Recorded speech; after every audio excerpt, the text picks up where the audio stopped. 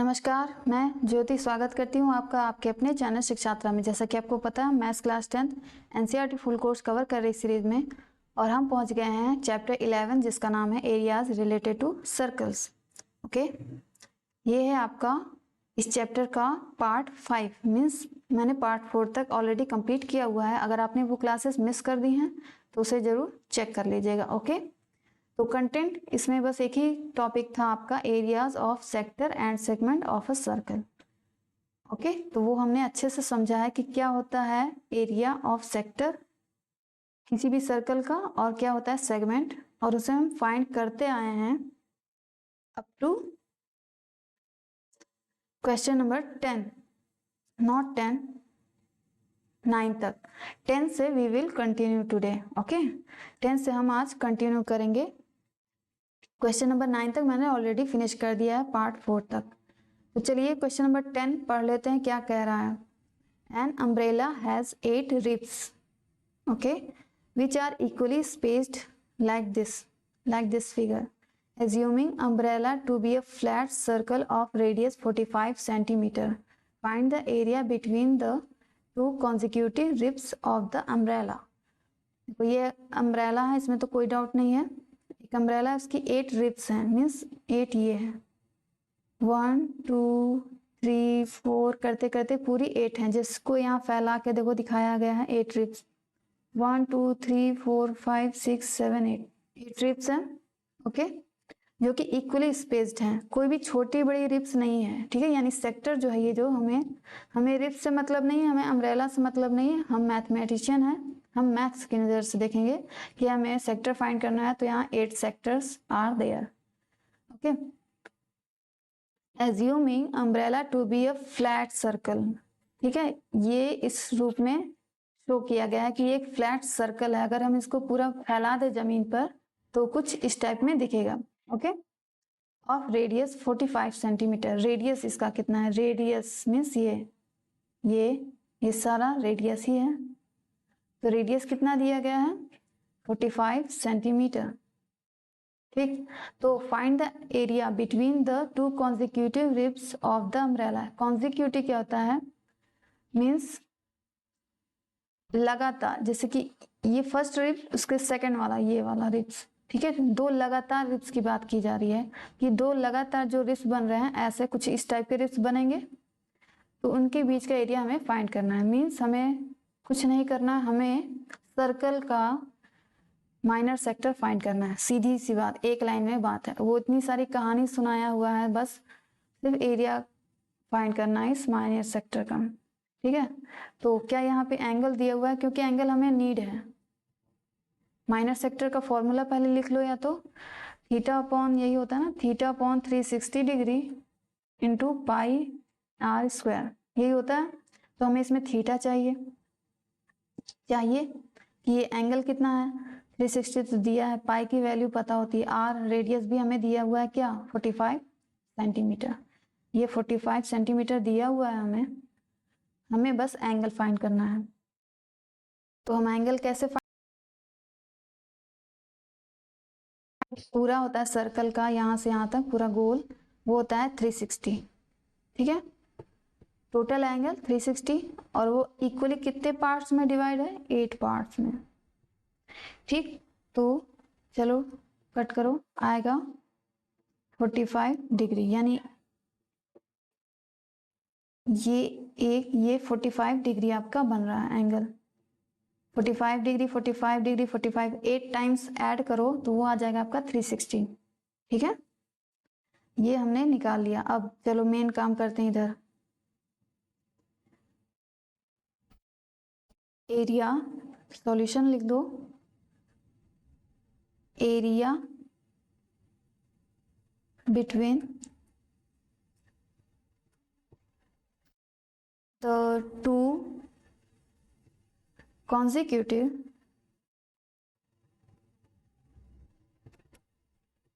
ribs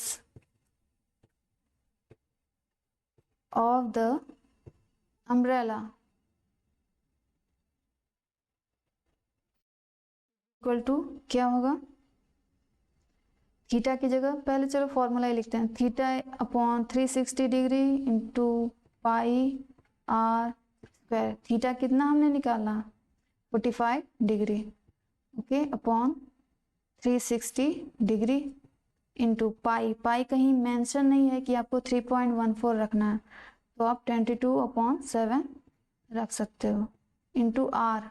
radius क्या है 45 centimetre ना, 45 इंटू 45, आर का स्क्वायर है इसलिए मैंने आर को 2 टाइम्स लिखा हुआ है। चलो अब क्या करना है, कट करना है।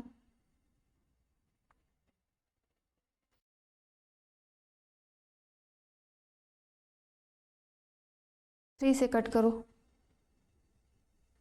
3 1 jar 3, 3 2 jar 6 and 0, 3 1 jar 3, 3 5 jar 15, फिर 3 से कट करो, 3 4 jar 12 and 0, 3 5 jar 15, 5 1 jar 5, 5 8 jar 40, यहाँ बचा 8, ऊपर बचा 45। और कुछ कर सकता है देखो,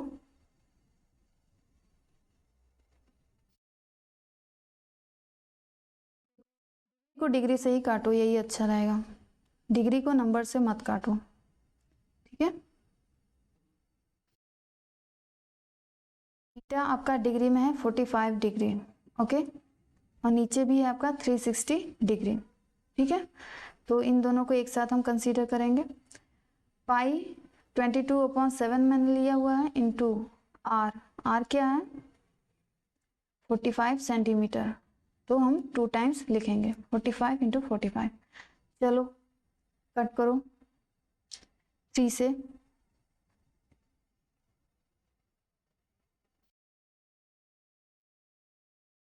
8 टाइम्स में कट ही जाएगा, 45 1 जार 45 एंड 45 8 जार 360, आप कट करके देख लेना, ठीक है। फिर ये जो 2 से है वो कट जाएगा, 2 4 जार 8, 2 11 जार 21, ठीक। अब इसके बाद ऊपर क्या बचा 11 इंटू 45 इंटू 45, ये हो गया अपॉन नीचे 4। अब इससे ज़्यादा सिंप्लीफाई नहीं हो सकता, सॉरी 4, यहाँ 7 भी है, 4 7 jar 28,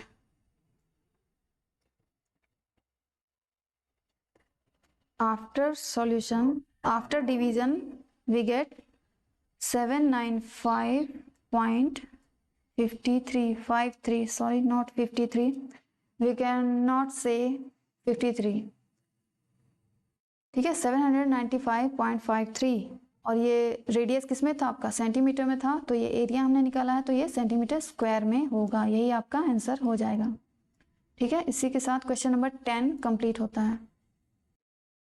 next question, question number 11, a car has 2 wipers, ठीक है, विच डू नॉट ओवरलैप, जो कि दोनों ओवरलैप नहीं करते, दोनों एक दूसरे के ऊपर नहीं है, दोनों अलग अलग हैं, ठीक है। Each wiper has a blade of length 25 centimetre sweeping through an angle of 115 degree, find the total area cleaned at each sweep of the blade.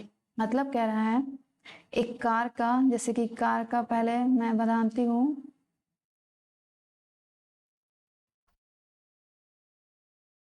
Shield हो गया, कार का मिरर सबसे आगे का, उसके बाद ये आपका वाइपर है, वाइपर कितना जा रहा है 115 डिग्री एंगल बनाता है, सपोज यहाँ तक, ठीक है, 90 से थोड़ा ऊपर ये एरिया, तो आपको क्या दिख रहा है, ये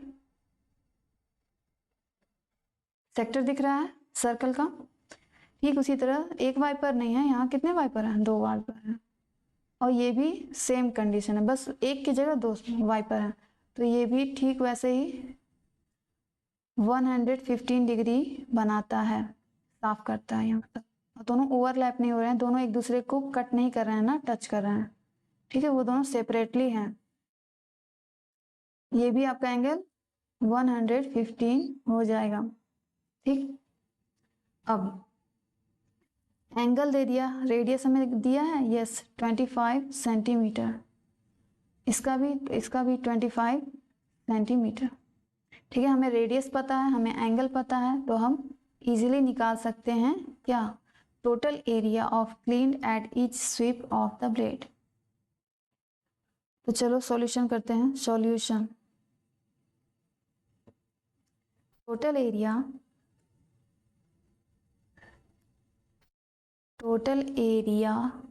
cleaned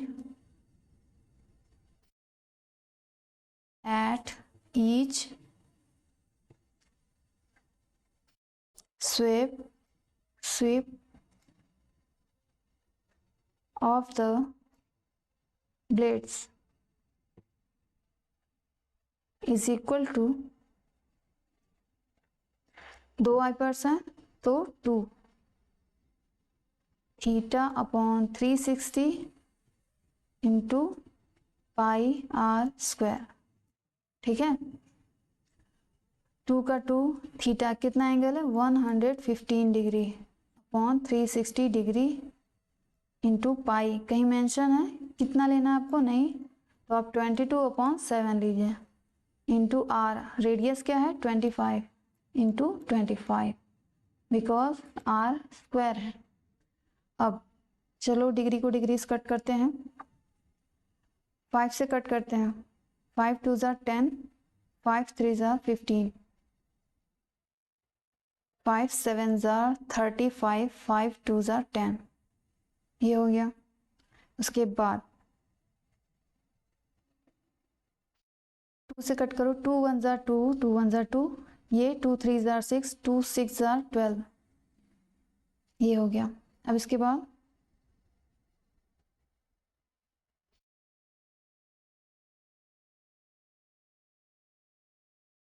से कट सकता है, 2 1 ज़ा 2, 2 18 ज़ा 36। ठीक है, ये भी मल्टीप्लाई में ही है, ये भी मल्टीप्लाई ही हो रहा है, मैंने ब्रैकेट बस इसलिए लगा दिया,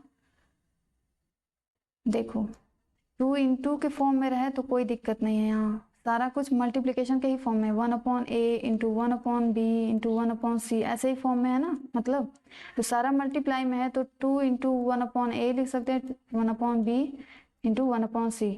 बस ध्यान देने वाली बात तब होती है जब 2 बाहर हो नीचे, और नीचे कह रहे हो ब्रैकेट के अंदर 1/a प्लस में ना हो 1/b, तो हम ऐसे कभी कट नहीं कर सकते हैं। ठीक है, ये हमारा गलत हो जाएगा, बट ये हमारा सही है। कैसे करेंगे इसको, अगर इस तरह रहेगा तो 1/a प्लस 1/b, सपोज इस तरह है, तो हम 2 का मल्टीप्लाई पहले 1/a में करेंगे, 2 into 1/a plus 2 into 1/b, then हम इसको कट कर सकते हैं ऐसे करके, जो भी। ठीक है, 2 का मल्टीप्लाई दोनों में होगा, अगर यहाँ प्लस या फिर माइनस का साइन होता है तो। ठीक है, लेकिन मल्टीप्लिकेशन के केस में हम ऐसे डायरेक्ट भी कट कर सकते हैं। समझ आ गया, ये बेसिक्स हैं कुछ, तो आपको बेसिक भूलना नहीं है, नहीं तो अदरवाइज अगर आप एज ए सब्जेक्ट लोगे मैथ तो आपको बहुत दिक्कत हो जाएगी।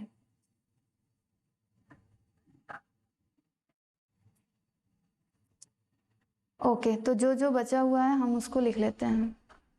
न्यूमरेटर में क्या बचा हुआ है, 23 into 11 into 25 into 25, okay, upon 18।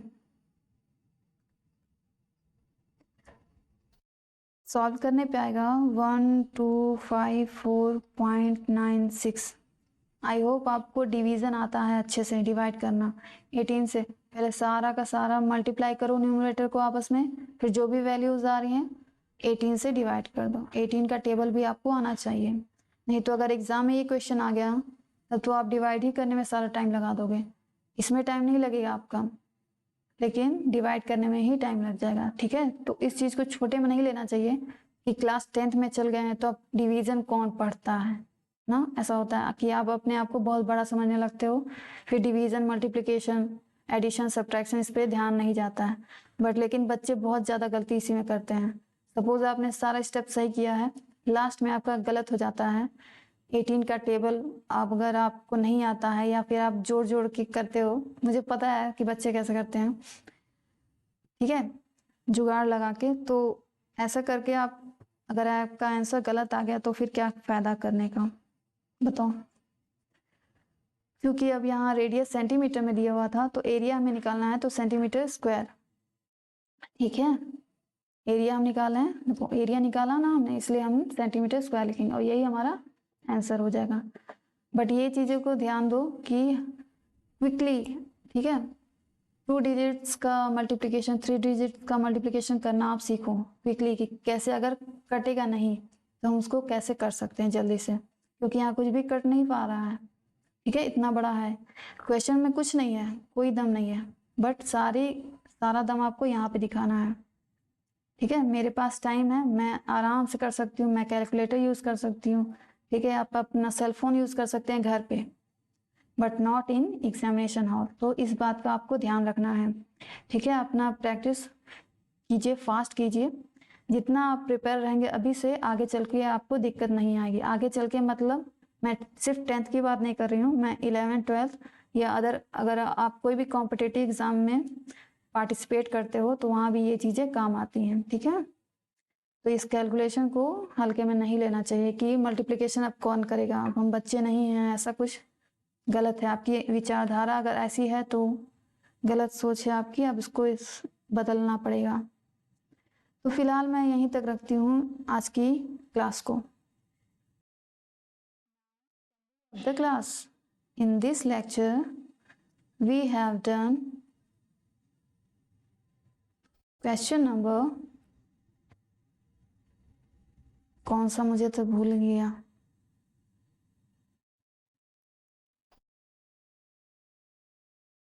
Ten 11,